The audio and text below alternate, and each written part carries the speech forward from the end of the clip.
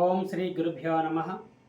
అఖండమండలాకారం వ్యాప్తం ఏన చరాచరం తత్పదం దర్శితం ఏన తస్మై శ్రీ గురవే నమ. పూజ్య గురుదేవుల పాదపద్మములకు నమస్కరిస్తూ ఆధ్యాత్మిక మార్గంలో పురోగతి చెందడానికి మనకు బాగా వచ్చే అవరోధం ఏదంటే అహంకారము. అహం అంటే నేను, అహంకారం అంటే నన్ను మించిన వాడు లేడనేటువంటి భావన. ఇది ఎంత స్థాయిలో ఉన్నా సరే అహం చేరితే పతనం చేస్తుంది. దాని ముఖ్యమైన ఉదాహరణ మహాభారతంలో నహుషుడి కథ. నహుషుడు అనేవాడు గొప్ప చక్రవర్తి, ధర్మాత్ముడు, అన్నదానాలు చేశాడు విపరీతంగా. ఆ అన్నదానాల పుణ్య ఫలితంగా వాడికి ఇంద్రపదవి వస్తుంది. ఆ స్థితికి వెళ్తాడు వాడు. మొదట్లో బాగానే ఉన్నాడు, చాలా ధార్మిక కార్యక్రమాలు చేశాడు, అన్నదానాలు చేశాడు విపరీతంగా. చేసిన తర్వాత వాడి యొక్క పుణ్యం దాదాపుగా స్వర్గాన్ని అంటే స్థాయికి వెళ్ళిపోయింది. అంటే ఇంద్ర పదవికి వెళ్ళేంత పుణ్యం వచ్చింది వాడికి. నిజంగానే వాడికి ఇంద్ర పదవి వచ్చేసింది. ఎప్పుడు పదవిలో కూర్చున్నాడో అహం మొదలైంది. నేనే చాలా గొప్పవాడిని, నన్ను మించిన వారు ఎవరు లేరు అని.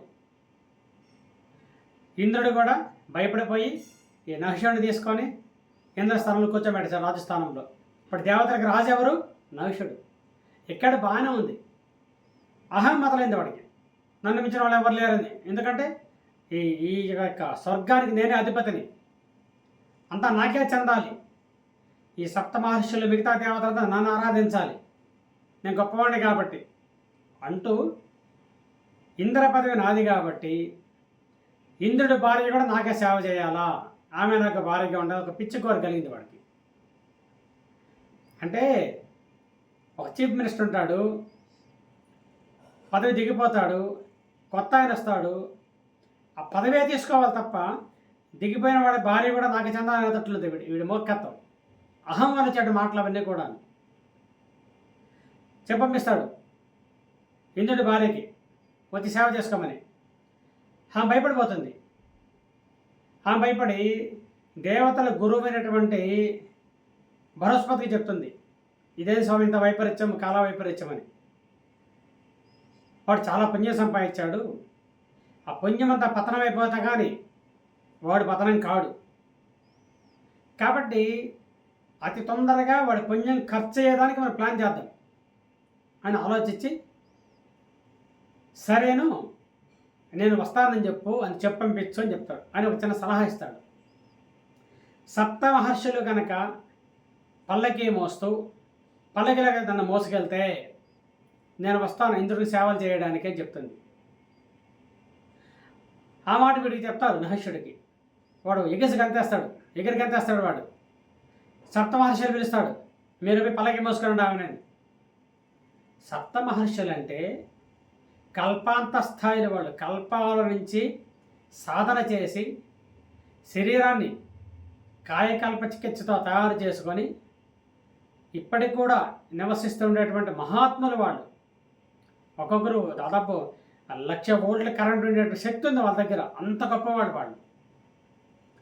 వాళ్ళు ఆశ్చర్యపోతారు, వీడికి పొయ్యకాలం దగ్గరికి వచ్చింది అని. సరే మహారాజు ఆజ్ఞ కదా, నహుషుడు మహారాజు ఇప్పుడు చక్రవర్తి వాడు అని సప్తమహర్షులు వెళ్తారు. అక్కడికి వెళ్ళి ఆమెని తీసుకొస్తారు. నహుషుడిని ఎక్కించుకుంటారు. నహుషుడిని ఎక్కించుకొని ఆమె దగ్గర తీసుకెళ్ళాలి. వీడు ఎక్కుతాడు రాజులాగా. ఒక సామాన్యమైన రాజుని ఇంతమంది మహర్షులు మొయ్యడం అనేటువంటిది అసలు లోకానికి విరుద్ధమైన విషయం. అది మొయ్యకూడదు కదా. కానీ వీడి కోరిక మొయ్యాలని తీసుకెళ్తుంటారు. ఆ ముందు పల్లకి మోసిన ఆయన అగస్త్య మహర్షి, కొంచెం పొట్టివాడు ఆయన. పాప పల్లకీట పట్టుకొని నిదానంగా నడుస్తున్నాడు, పొట్టివాడు కాబట్టి. వీడి కోపం వచ్చి త్వరగా నడువంటూ కాలుతో తంతాడు. ఎప్పుడు ఇతని కాలు అగస్త్య మహర్షిని తగిలిందో వెంటనే పల్లకి దిగుతారు కిందకి. దిగరాను కిందకి. ఏమిటి ఇంతకాలము నువ్వు చేసినటువంటి పుణ్యం వల్ల, అన్నదానాల వల్ల, నీ కార్యక్రమాల వల్ల ఇంద్ర పదవి వచ్చింది. ఎప్పుడైతే ఒక మహర్షిని, ఒక సద్బ్రాహ్మణుని కాలుతో తన్నావో మొత్తం నీ పుణ్యఫలం అంతా అయిపోయింది. సర్పంటూ తన్నావు, కదులంటూ. కదలేని స్థితిలో ఉండే సర్పమై పడుగాక, 12,000 సంవత్సరాల సర్పమై పడుగాక అని శాపం పెడతాడు. ఒకసారి భస్మైపోయింది పుణ్యం అంతా కూడా. అహం నెత్తికెక్కితే పతనం తొందరగా దాపురిస్తుంది అన్న దానికి ఉదాహరణ నహుషుడు ఉదాహరణ. అక్కడి నుంచి వాడు కింద పడిపోయి పాము అయిపోతాడు. పడుతూ వాడు కొంత జ్ఞానం ఉంది కాబట్టి, మహాత్మా తప్పైపోయింది, నన్ను క్షమించు, నన్నేం చేయాలి. కిందకి వెళ్ళిన తర్వాత పాండవులు వస్తారు, ధర్మరాజు వస్తాడు. ఆయన ద్వారా నీకు శాప విమోచన కలుగుతుంది. అప్పటిదాకా నువ్వు తమో గుణంలో ఉండేటువంటి సర్పంగా పడుండి అక్కడ అని శాపం పెడతారు. కాబట్టి ఎంత ఆస్తి వచ్చినా, ఎంత అధికారం వచ్చినా, ఎంత పెద్ద హోదా వచ్చినా, ఎంత పెద్ద పదవి వచ్చినా సరే, స్త్రీల పట్ల, సాధు సత్పురుషుల పట్ల, సాధన చేసుకునే వారి పట్ల, సద్బ్రాహ్మణుల పట్ల వినయ విధేయాలతో పడి ఉండు. ఇదే నీకు మోక్ష మార్గము. ఎంత అహంకారం కలిగితే ఒక 10-20 ట్రక్కులు ఉండేటువంటి వరిగడ్డ అయినా సరే చిన్న అగ్గిపులతో దగ్ధమైనట్లుగా పుణ్యంతో దగ్ధమైపోతూ ఉంటుంది. ఇది గుర్తుపెట్టుకో అని చెప్తాడనమాట ఆయన. ఎవరు? అగస్త్య మహర్షి. ఈ అగస్త్య మహర్షి చెప్పిన తర్వాత రియలైజ్ అవుతాడు. ఇంద్ర పదవితో శరీరంతో వెళ్ళినటువంటి వాడు నహుషుడు. ఏ గతి పట్టిందో చూసాం కదా. కాబట్టి ఎప్పుడైనా సరే అహం తలకెక్కితే, అహంకారం నెత్తి మీదకి ఎక్కితే, మనం చేసేటువంటి ప్రతి పని కూడా మనల్ని పతనం చేస్తూ ఉంటుంది. ఎప్పుడు సాధారణ స్థితిలో ఉండేటువంటి వాడు పుణ్యకార్యాలు చేసిన తర్వాత, ఒక స్థాయికి వెళ్ళిన తర్వాత అహం నెత్తికెక్కి పూర్తిగా పతనమైపోయాడు. ఇది ప్రతి ఒక్క జీవితంలో ఒక ఉదాహరణగా తీసుకోవాలి మనం.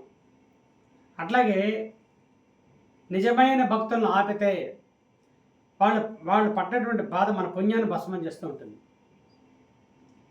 భక్తి మార్గంలో ఉండేటువంటి వాళ్ళని, జపధ్యానాలు చేసుకునేటువంటి వాళ్ళని అకారణంగా మాట్లాడడం, ద్వేషించడం, పరుషమైన పదాలు వాడడం, ఇవన్నీ కూడా పడి పతనానికి దారితీస్తుంది. కాలము ఎలా ఉంటుందంటే, వ్యాఘ్రీవ తిష్టతి జర, పెద్ద పిల్ల కాచుకొని ఉంటుందంట. గుహలోకి జింక పోయింది, బయట కాచుకొని కూర్చొని ఉంటుంది పెద్ద పులి, వస్తే తినేద్దామని. మృత్యువు కానీ, ముసలితన వృద్ధాప్యం కానీ ఎప్పుడు కూడా రెడీగా కాసుకొని ఉంటాయి, ఎప్పుడు వస్తావా తినేద్దామని. ఎప్పుడు మనకు అహం నెత్తికెక్కుతుందో వాడి పరిస్థితి అట్లే ఉంటుంది. దాన్ని వ్యాఘ్రీవ తిష్టతి జర అంటాం. ఎప్పుడైతే పుణ్యం భస్మం అయిపోతుందో అప్పుడు పాపం దాన్ని పనిచేయడం ప్రారంభిస్తూ ఉంటుంది. అట్లా నహుషుడు పుణ్యంతో పైకి వెళ్ళాడు, పుణ్యం భస్మం అయిపోయింది, పామే కింద పడ్డాడు. ఇంత దారుణమైన పరిస్థితి గెలిపాడు అనమాట. కాబట్టి దీని బట్టి మనకు అర్థమయ్యేది ఏమిటి? ఆధ్యాత్మిక మార్గంలో ఉండి వాళ్ళ పనం చేసుకుంటూ పోయేవాడిని వాళ్ళ జోలికి పోవడము, మనం ఏదో ఒకటి అనడం, అవన్నీ కూడా తప్పు. ఇక్కడ వీళ్ళందరికీ చేతకాక కాదు, సప్తమహర్షులు చేతకాక కాదు, ఏం అనలేక కాదు, వాడి పుణ్యబలం ఉన్నంతకాలం మనం వాడిని చేయలేం. సో వాడి పుణ్యం పోవాలి. బెల్లుల్ని పెద్ద గాలి ఉంది, చిన్న పెన్నిస్తారు ఆ గుచ్చి వెళ్ళిపోవడానికి. ఇక్కడ తలొగ్గాడు అగస్త్యుడు. ఏ మహాత్ముడైతే తను తగ్గి ఎదుటివాడికి అవకాశం ఇచ్చామో వాడిని పతనం చేస్తాడని అర్థం. పొట్టేలు ఆ పందెంలో వెనక్కి ఆగుతుంది, అర్థం ఏంటి? ముందుకు వచ్చి కొడుతుందని అర్థం. కాబట్టి వాడి జోలికి వెళ్ళకూడదు. మనిషికి ఏమొచ్చినా సరే అహంకారం రాకూడదు, వాడు పతనమైపోతాడు. కాబట్టి ప్రతి ఒక్కరు కూడా ఎంత సాధన చేసినా, లేదు ఎంత అహంకారం, ఎంత సంపాదించినా, ఏం చేసినా సరే అహంకారం రాకూడదు. అహమే అన్నిటికీ మూలం. మన భగవాన్ వెంకటేశ్వర గారు చెప్పారు, అహం పోతే అంతా పోతుంది లాయ్యా, అంతా పోతుంది అహం పోతే. అహం ఒక్కడే ప్రధాన కారణం. కాబట్టి అందరం కూడా ఈ దిశగా మనం ఆలోచించుకొని మన సాధనలో మెళకువల ద్వారా మన సాధన సరి చేసుకోవడం ద్వారా సరైన మార్గంలో మనం ప్రయాణం చేద్దామని కోరుకుంటూ, ఇలాంటి మరెన్నో వీడియోస్ కోసం మా ఛానల్ని సబ్స్క్రైబ్ చేసుకోండి. పక్కనే ఉన్న బెల్ ఐకాన్ని క్లిక్ చేసి మీ ఫ్రెండ్స్ అండ్ ఫ్యామిలీకి షేర్ చేయండి.